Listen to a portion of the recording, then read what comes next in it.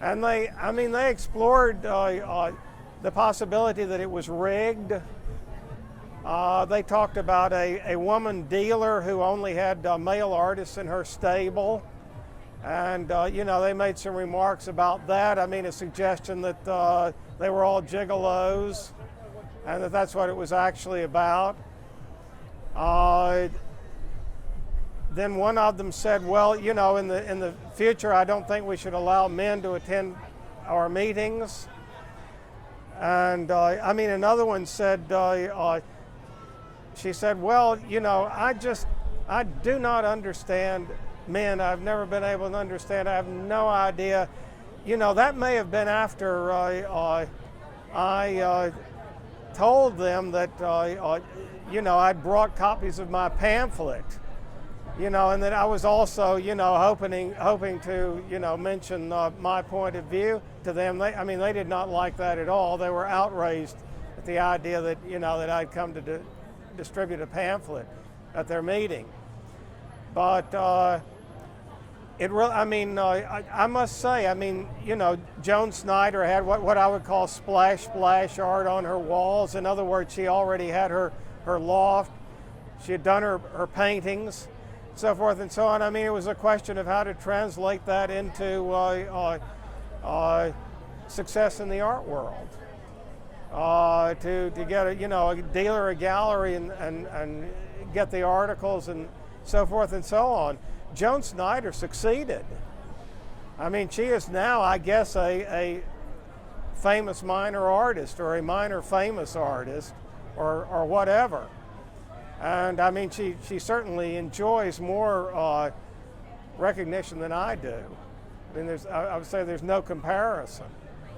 The assumption of editors that she simply has something to say, and therefore that column inches must be allocated, without payment, to allow this to be publicized. I have not risen to that level, not at all. But at any rate, that's what it was.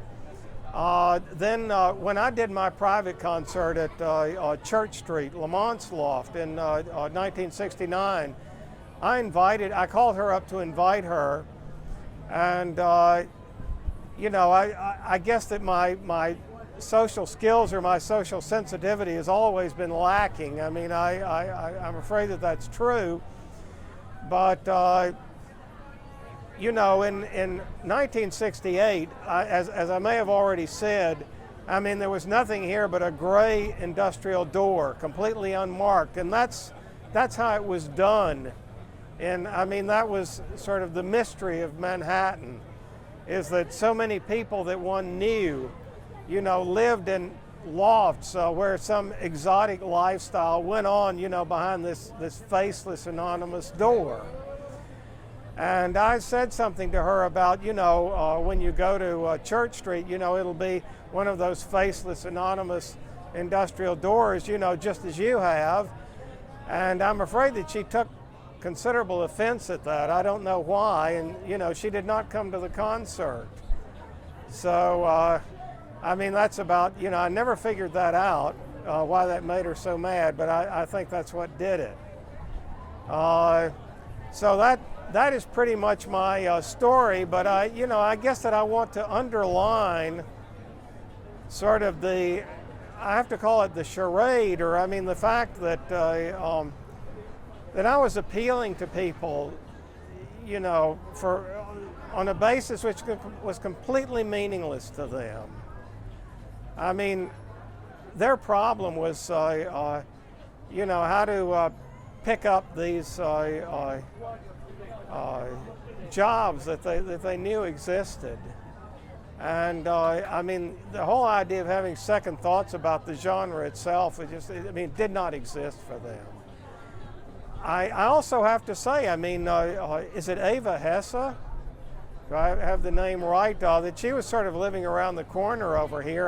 That may have been a little bit later. But, you know, it was already happening for women artists. So, I mean, it was not by any means unthinkable. Yeah, I guess that's it.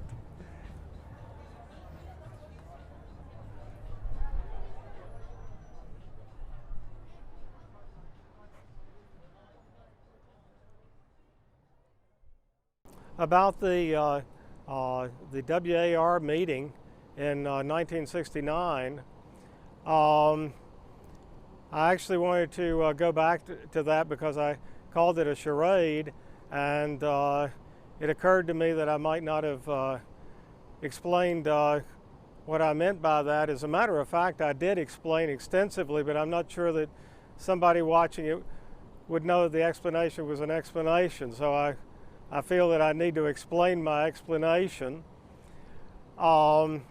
I didn't know exactly what the meeting was going to be when I went, and as I mentioned, I took along Down with Art pamphlets. As it turned out, the agenda was circumscribed in a certain way, and that's what I was really talking about.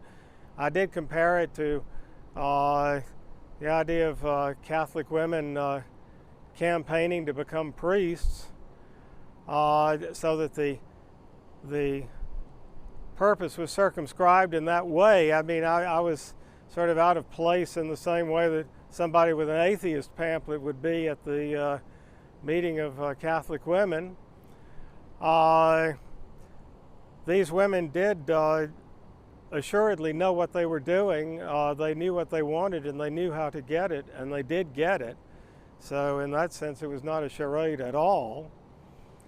But from my vantage point, I mean, the people that I knew and the things that I'd been doing, in Cage's anti-art intimations, and we won't even mention Bob Morris now, but I mean Lamont's Mystique of the New, and I was seeing George Machunas regularly at the time. I talked on anti-art at Anthology Film Archives.